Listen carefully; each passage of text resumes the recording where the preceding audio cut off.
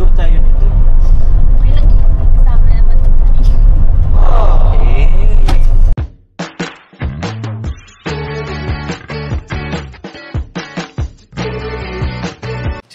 Si Kuya Jens, ano yan, reactor natin yan. Official reactor. Hello mga kalingap! Welcome back sa aking YouTube channel, Kuya Jens. So kung bago ka lang sa aking YouTube channel, huwag niyo pong kalimutang mag-subscribe at click the bell button para lagi kang updated sa mga bago-upload na video. At huwag po nating kalimutang suportahan ng Butim Kalingap sa pangunguna ni Kuya Val Santos Matubang, Ate End the Vlog at syempre Kalingap Rob. At pakisuportahan din po ang aming mga kasamahan sa Butim Kalingap. Nandyan po ang K-Boys, Kalingap Partner, Kalingap Reactor at lahat po ng charity vlogger sa buong Pilipinas sa tumutulong sa mga kabayan natin ng lahat may hirap. Suportahan po natin lahat, guys. So, eto na nga mga kalingap, bigyan natin ulit ng reaction video ang karugtong ng bagong episode ng Tambalang Jump Car sa part 84. Doon po sa pagpunta po nila sa isang ilog para mag-picnic kasama ang mga K-Boys at si Carla at si Jomar. At ngayon nga mga kalingap, meron po tayong uobserbahan dahil po mga kalingap ang Tambalang Jump Car ay tila ba mga kalingap mas lalo pong nagiging intimate sa bawat isa. Mga kalingap. At syempre po mga kalingap, napanood ko rin po at nabasa yung inyong mga comment tungkol po dun sa ating tanong kagabi sa upload po natin na tungkol po dun sa balibalita tungkol sa Jump Car na mamaya pag-uusapan po natin at bibigyan natin ng reaction video. So bago yung panoorin po muna natin at muling kiligin sa ilang mga eksena po ng Tambalang Jump Car sa kanilang nakaraang episode in 5, 4, 3, 2... Hello guys! Welcome to my vlog! Hello po sa vlog ni Carla. Solo lang po talaga ako ngayon. Turuan, marunong ka naman, diba? Carla, saan tayo pupunta? Hindi ko alam. Ha? Di mo alam? Tatlong minuto na ako nagdidrive eh. Sigurado ka bang alam mo yung pupunta natin? Baka maligaw tayo nito. Okay lang, kasama naman. Okay. Para-paraan ka din eh. Diba rin? Tama nga naman. Sure ka Carla, dito yun? Hindi ko na din po alam. Di mo din alam. Ako po. Sige, pwede naman magtanong-tanong. Carla, nasan na tayo? Nako po. Anong klaseng sagot yan? Ba't di mo alam? Tingnan mo. Bro, baka dito ba kayo mag-away ha? Carla kasi bro eh. Sabi, alam niya. Tama ba ako? Alin dito? Balik na lang po tayo kayo. Seryoso ba? Balik tayo? O sige. Naku, coffee. Hello. Magsuwi ka kay coffee. Kayo mag-away. Naku po, pinapahirapan mo si Coffee. Bakit sa bundok? Dito 4x4 ka na si Coffee. Dito? Yan, dito po sa night. Dito sa right. Pero ilag lang talaga ang katama. Pero ilag. O sige.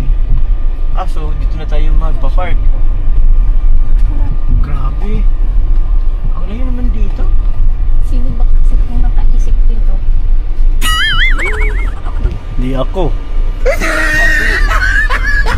Sabi mo kasi malapit lang. Diretso na lang. Seryoso ka, baka may kasalubong tayo. Kalma lang. Kayo mag-away ha? Bro, may pineapple juice ka ba dyan? Huwag ka ma-hype lang.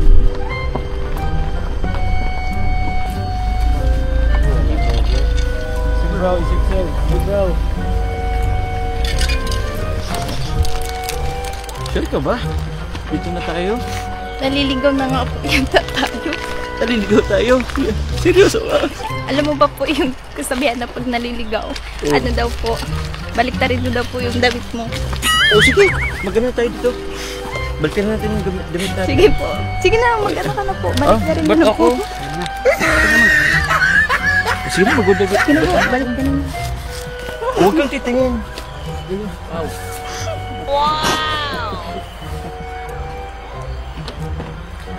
Joke lang, nagsunod ka naman talaga. Biro lang. Alam mo ba hindi? Joke lang naman po.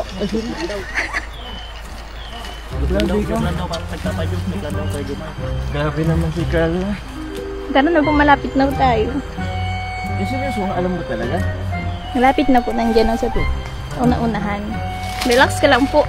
Magkasama naman tayo.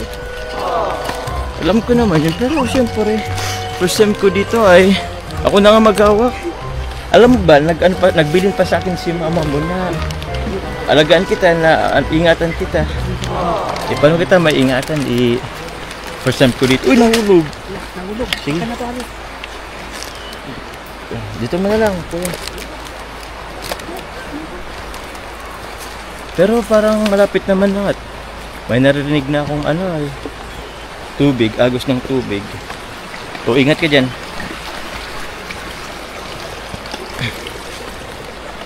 Kapit. Kapit ka. Yan. O, ikaw naman na. Kapit ka na sa taas. O, tara. Kapit na. Ano ba itong alalay ko? Siya pang tinutulungan. Diyan na Carla, ha? Ako. Talon. Uy! Uy! Grabe, ha? Wow! Timbang po, sabi ko sa'yo, malapit na tayo. Ang ganda! Shish! Ang ganda! Ang linis ng tubig, guys, oh! Try lang. Sige tayo.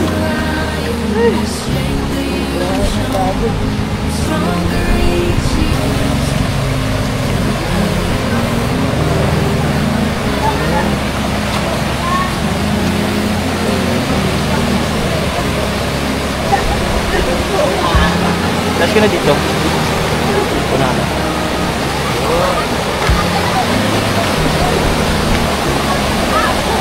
Okay na to. Asan na yung niluto mo? Ay, nakay kuya po. Ay, Kuya Yo! Ay, Kuya to. Ayo, sakto. Thank you po. Pwede na ba dito na lang to? Kaya upo ka na dito. Sige na po. Upo ka na. Dito na lang ako. Ayan. Ay. Grabe, sobrang ganda ng ilog. Carla. Ito pala, oh. Flowers for you. Happy Mansari. Masalit po. Thank you.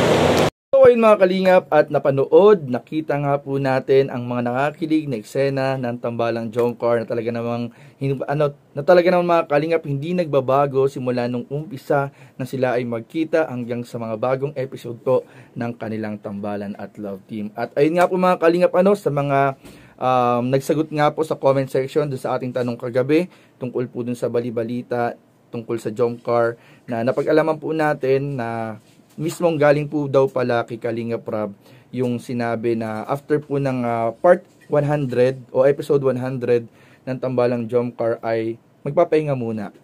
So hindi naman sinabing matatapos na, titigil na, sinabi lang po ay magpapahinga lang daw po. Ayon sa mga comment section po natin mga nabasa, galing daw po mismo kay Kalinga Prab.